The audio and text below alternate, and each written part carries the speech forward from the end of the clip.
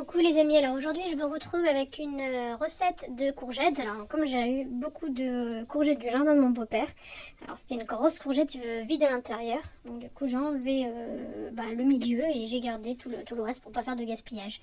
Donc alors cette recette, c'est une recette franchement qui va être appréciée par petits et grands.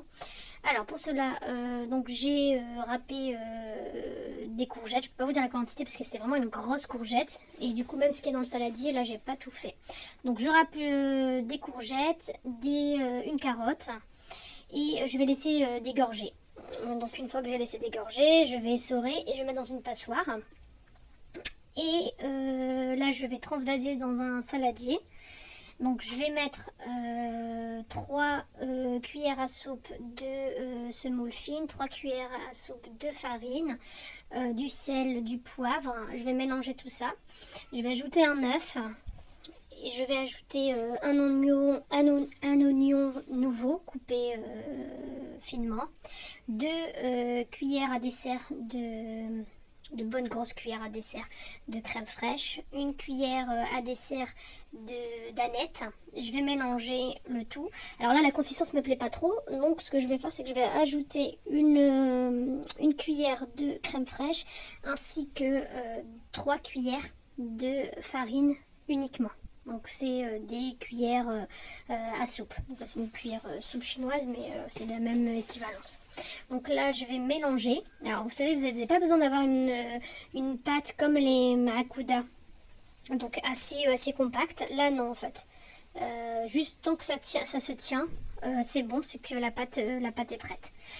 Donc là je vais mettre une poêle à chauffer avec de l'huile dedans. De l'huile de table. Et je vais à l'aide d'une cuillère en fait faire des petits tas que je vais mettre dans la poêle afin de les faire cuire.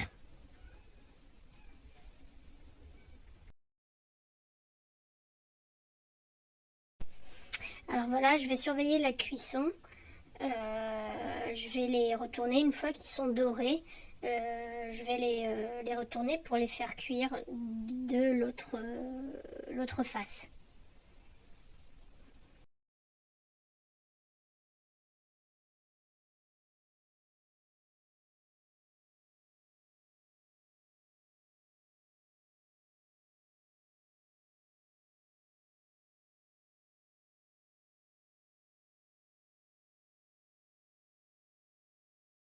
Alors comme vous voyez, une fois que c'est doré des deux faces, on les met sur du papier absorbant pour absorber l'excédent d'huile. Donc on est là, on continue le reste de la pâte.